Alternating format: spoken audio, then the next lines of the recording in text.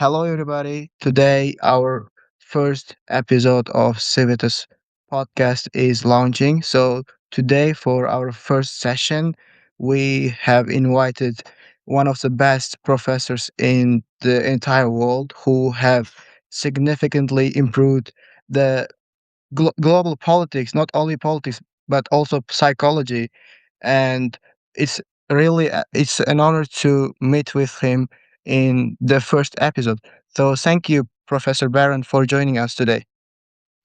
I wouldn't think that I'm that important, although I do have I've made contributions to cognitive psychology, and I hope that people read the things that I've written about world politics, but I'm not sure they do.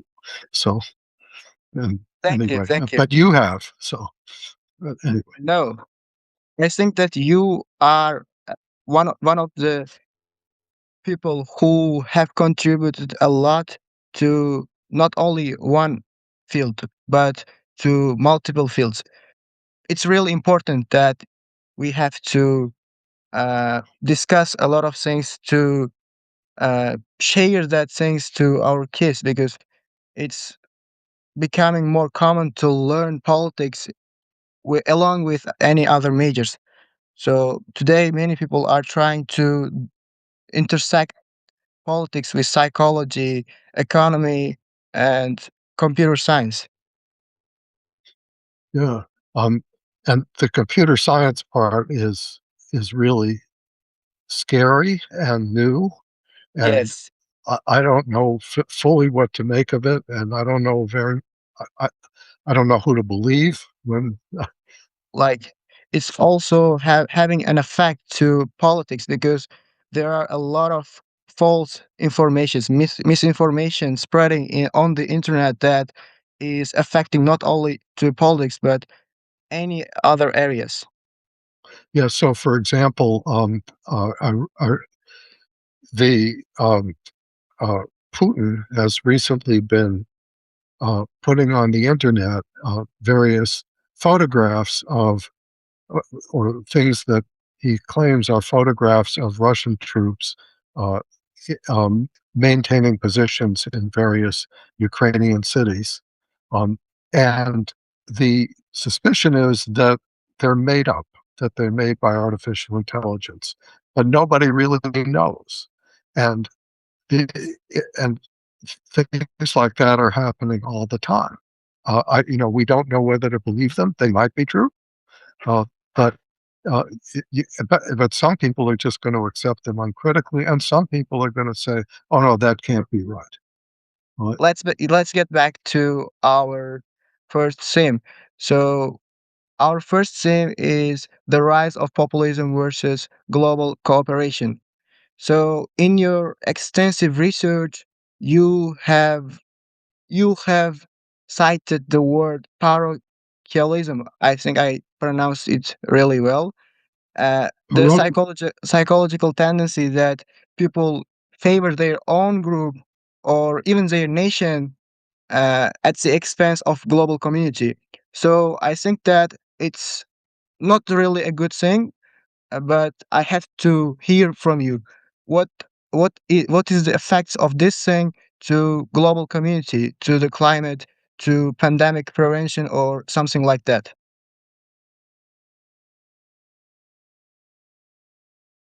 well, it has the problem is that people don't often think about what happens to other countries or people in other countries when they advocate policies, and this goes for politicians and the citizens who support them. So, in the United States, the problem, just to take an example, um, trade. Uh, the when uh, the United States thinks that President Trump thinks it's a good thing for uh, for the United States to keep out foreign goods so that um, United States industries could make those goods um, instead. Now, in some cases, that might be a good idea, like when the goods in question are used for military purposes. We don't want to depend on other countries for those things. But in other cases, it's a terrible idea because it hurts the countries that produce those goods.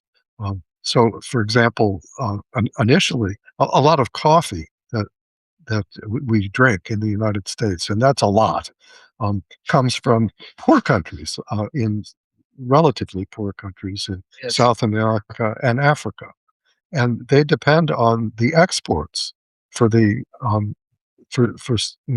to support their economy. And when we stop importing coffee, um, that's a serious problem. It's an even more serious problem because the United States doesn't even produce coffee. Um, it has to come from somewhere else. So uh, basically, it makes some people uncompetitive. That's probably not the best example. Um, uh, Another example is uh, uh, well, foreign aid. Um, the United States stopped giving foreign aid to Africa all of a sudden. And the result of this was that the many African countries were completely unprepared for this, and they couldn't substitute for the money and technology that we were giving them, and as a result, there have been a large increase in deaths from malnutrition and from diseases that could be easily prevented, like malaria or AIDS or tuberculosis. And so, and the reason for that is that uh, Trump said, "Well, we don't want American tax. This will help cut taxes on Americans." Well, that's the effect on Americans is absolutely trivial, and the effect on Africans is very great. Um, so people should find this to be a very, very bad thing that the United States has just done, and some people do, but not. It's not a political issue. The Democratic Party is not criticizing the Republican Party on this issue. Uh, it sort of assumes that yeah, another issue is climate change, where everything that anybody does affects the whole world. Um, and the um, and the United States has essentially stopped its efforts to reduce carbon dioxide emissions. Um, and whereas other countries are doing pretty well, like Europe, but to varying degrees. For some countries, it's harder than others. Like I don't know much about Uzbekistan. I don't know if them, but countries like Poland are having a hard time because they've depended on coal, uh, whereas other countries are really have dropped their emissions to essentially zero, like France, which relies on nuclear power. And the so uh, and there's sort of that is a political issue in the United States, and um, one the Democrat individual citizens can take that into account. Now, on the other hand, there are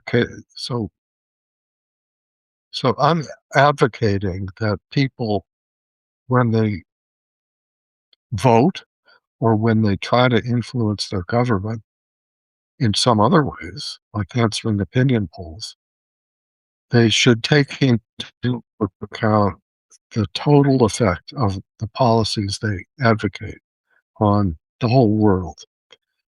That said, there are policies that sometimes are so important that they overwhelm everything else.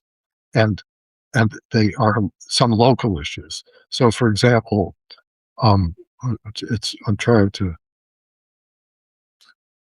uh, in countries like Georgia and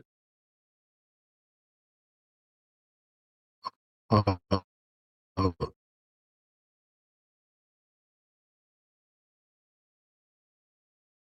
just as a rough Georgia, its relations with the Soviet Union, or with relations to Russia now. And that issue seems to dominate everything.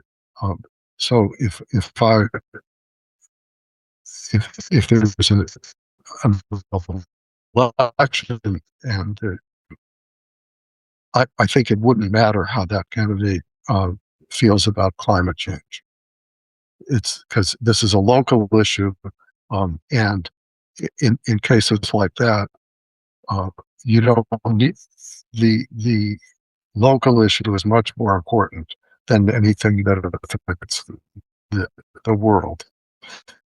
Now, I'm making that up. I don't know if that.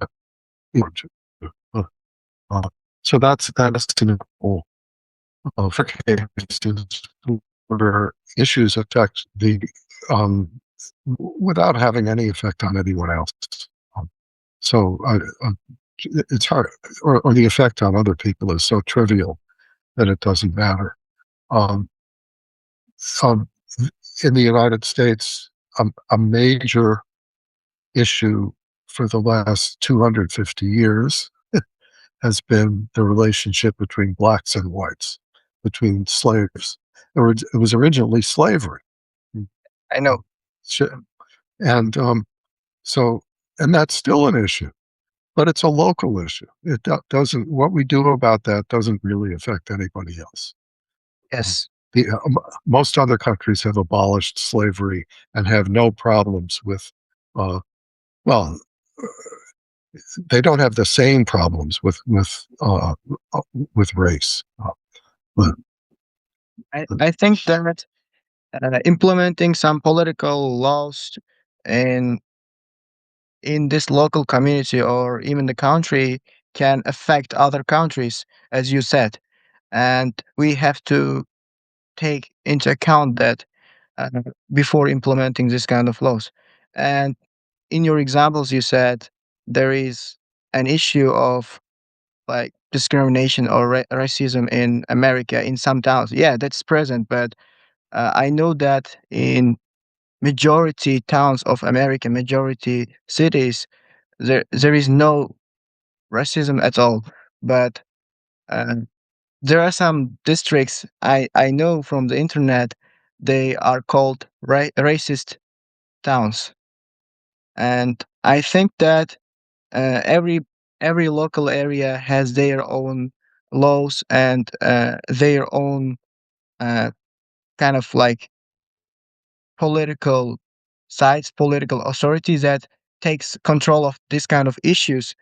And I think that it really depends on the town that people live, and it really affects the way of their life. it's true, but there are also national policies that affect it. That's been going on for years is what's called affirmative action, which is a euphemism. It essentially means reverse discrimination. In that is giving favor to giving making it easier for people in disadvantaged groups, not just blacks, but about Hispanic immigrants and people like that, giving them a leg up that, that is so to some extent discriminating in their favor when they apply to college or for jobs. And that's controversial. The policy is controversial. The Supreme Court has now said that colleges cannot do it, but they try to do it anyway. Yes, And that's a and good thing, and actually. uh, yeah, the um, and the present administration, Trump feels that too much of it has been done, and he's trying to reverse it by assuming that anybody who's black in a position, well, in a, like the Secretary of Defense, Hegseth, has sort of assumed that anybody who's has a high rank in the army and is black is there because of affirmative action and really shouldn't be there, which is probably not true. That is, the army has always been, not always, but since World War II, has been a place that is really um, not racist in either direction, and it operates by merit, and it's been a kind of haven for young black men who don't want to go to college but do want to accomplish something, and then they work their way up in the army into high positions. And it's not because they're discriminate. It's not because of reverse discrimination. It's because they chose that as their career path, and they. So in any case, that's an example of. So it is more complicated than the difference between towns. The city I live in is 50% black, and the city it is really true that I'm sure there are racists in the city, but they have no political power, and the city government is mixed, and everybody it's race is essentially never an issue. We've had white mayors and black mayors, and they're nobody cares. So it is true that in some cities, uh, racism is pretty much gone in either direction. And so, but that's just an example. And I think you're right that it's to some extent a local problem. These towns that have a lot of racists tend to be ones without any blacks. That's they or immigrants. They're all right now. Immigration is the big issue. Oh, yeah. Populism, but uh, we have to also talk about its opposite, cosmopolitanism, I think. What's the opposite? Cosmopolitanism, I think. I don't really Oh, know. cosmopolitanism. Yeah, Yeah. I Well, don't know how to so pronounce it. It's really hard to pronounce. no, you got it. Cosmopolitanism. I don't know how to pronounce it either. I just pronounce it the way it's written. Um, anyway, that's an attitude of being a citizen of the world, and caring about the whole world, especially when it comes to politics. And the interesting thing about that is that there are many people who already feel that way. Um, that is, to varying degrees. There are many people in Europe where if you ask them, okay, what's your loyalty? What are you loyal to? They'll say Europe, not France, Germany, or Belgium. That the first thing they think of is I'm a European, and they don't really uh, say I'm a citizen of the world. But if you ask, are you a citizen of the world? A lot of people will say yes. Um, I'm thinking of uh, a, a, a graduate student who worked with me who was uh, well, there have been a couple like this. Um, she was born in Poland. Her first language was Polish. Uh, she married. She came to the U.S. Uh, learned English so well that she got a job as an editor, a copy editor. Um, then went to graduate school, got a PhD. Um, married a man from India uh, who they got this was a big deal. She rode on an elephant uh, to her when she got married, and now they live in Singapore. Um, and I'm sure she feels, um, well, if I that I can live anywhere. I bet she's already learned, some probably Chinese, but because she's obviously very good at learning languages. Um, and there are a lot of people like this who sort of move around from country to country and don't really care where they live, because it's they have no strong national ties anywhere. Um, now, I have strong national ties, but I did live in Canada for a few years, um, and and Canada is different. But what are my national ties? Am I patriotic? I I feel that um, can I be patriotic and be a citizen of the world at the same time? I think the answer is yes, because I understand and appreciate certain things about the United States. that uh, I really feel part of. They're things that I admire, some more than others. But one of those things is jazz. It's a musical style that was entirely invented in the US and developed here, and it's still a national treasure. Um, we and I wish I could play it. One of my big regrets is that I studied classical guitar, and my first guitar teacher was not really a classical guitarist. He was sort of he played in bands. He offered to teach me jazz, and I was a snob. I said no. Uh, but I, but okay, that's just an example. The other thing is certain sort of other traditions in music and poetry and literature that are uniquely American. Whitman, uh, Allen Ginsberg in particular, um, the Beat generation. That that's all part of America, and it's the part that I appreciate.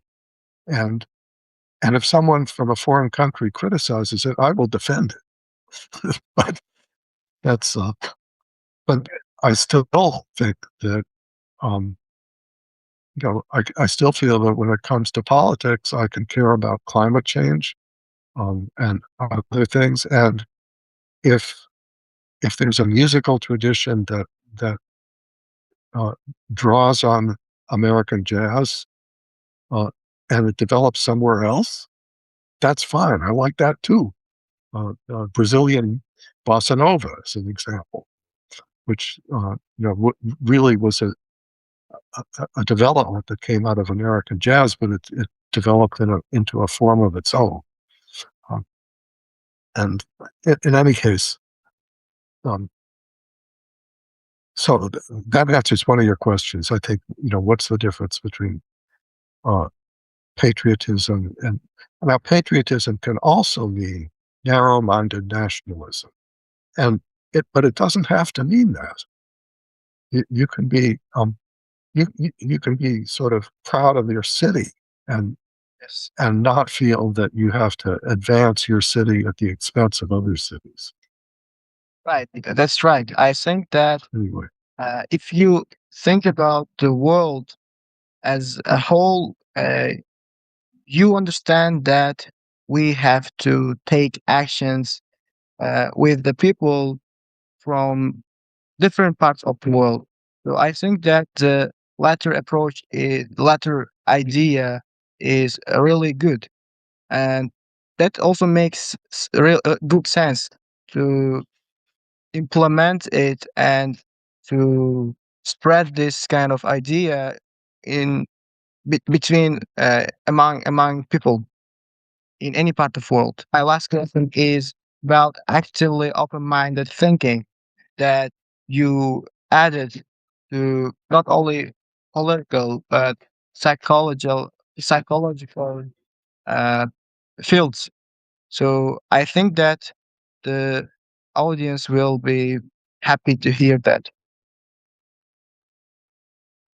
so the idea of that's psychology, and the idea is of actively open-minded thinking is that it's a standard for good thinking. In order to think about how we think, we have to be ready to examine it. And the first step is it's what's called metacognition. People have to think about their own thinking. They have to know when they're um, uh, looking for evidence in favor of something, know when they're looking for evidence against something. Uh, they know when they're being they ought to know when they should be confident and and when they should not be. But the idea of actively open-minded thinking is that it's a theory of thinking that helps achieve the thinker's goals. And the way it it essentially says, in order to think well, we have to um, look for evidence and arguments against what we believe, as well as arguments for it. Because the only way of making sure we're right is to look for reasons why we might be wrong. And it's the failure to do that that leads people to come up with really wrong, bad decisions.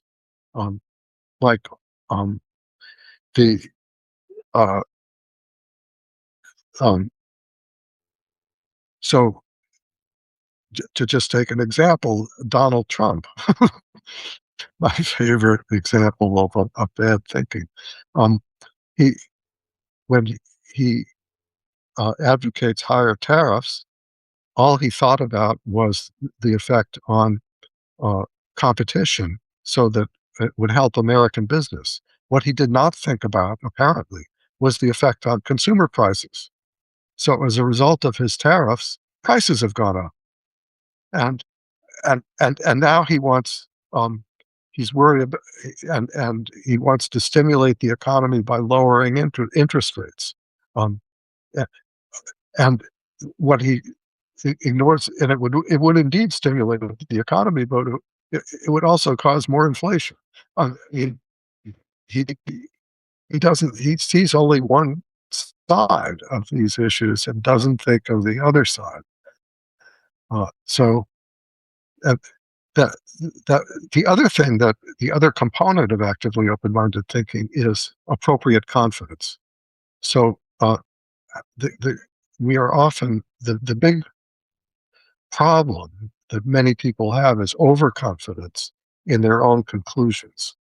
And one of the things that people that from this theory is that sometimes we are not good at thinking things through on our own. In fact, in many cases, we're not good at thinking things through on our own.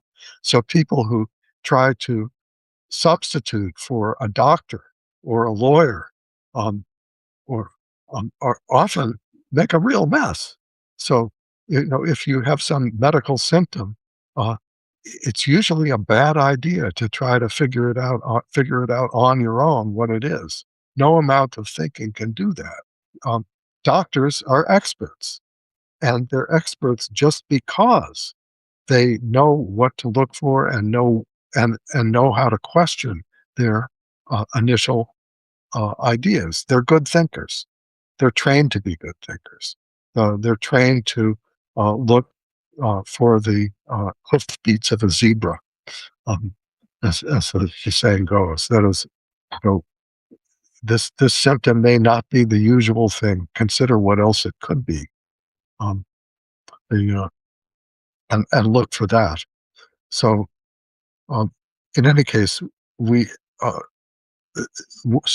but people have this problem of becoming overconfident in their own conclusions. So the actively open-minded thinking is a formal theory that is explained in terms of cognitive processes, which I don't have time to fully explain now. But um, and the idea is that it's a standard that we can apply to our own thinking and to the thinking of other people to decide who to believe.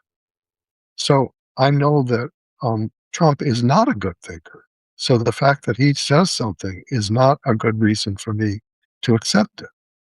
Whereas there are various people I do follow who show every sign of considering reasons why they might be wrong, sometimes explaining why they really might be wrong.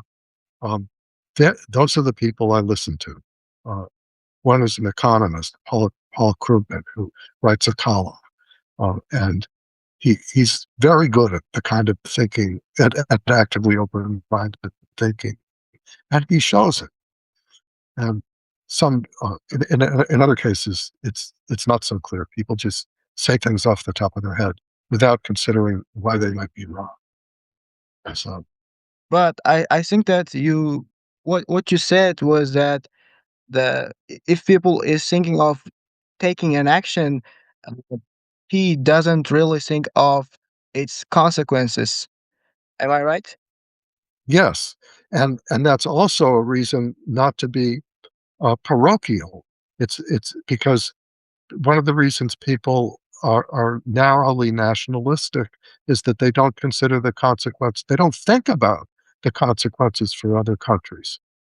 So, Yeah. and if if they just thought about them, they might realize that, that some of them are harmful. Um, anyway, so if anyone wants to follow this up, I recommend that they read things. Unfortunately, it's all in English, um, but I gather that learning English is important around the world, not just in your country, even though, um, well, if you speak English, Chinese, and Spanish, you can talk to most people in the world. But, but so it's at least a big part of that. Okay, so is that okay? So we can say goodbye now, and I can. You for joining us today because uh, it's our very first episode, and you actually shared a lot of things that we actually don't know. The kids who are attending a school, but we have to also start thinking about this kind of things because in our future, not just today, in our future, we have to just think about and we have to actually vote for the people who kind of do the same things. Like we can also vote for the people who actually thinks about taking action, but doesn't think about its consequences, and it can also be harmful to our country or even the globe. So we have to start thinking about this kind of topics from now. So I think it's really good to uh, discuss this kind of topics with the people who are in the top of this kind of studies. So thank you for joining us today. It's an absolute honor to meet with you virtually. And I think that we can also discuss the term AOT with you in greater context in later sessions. And thank you for joining us. Okay, thank you. Bye. Bye.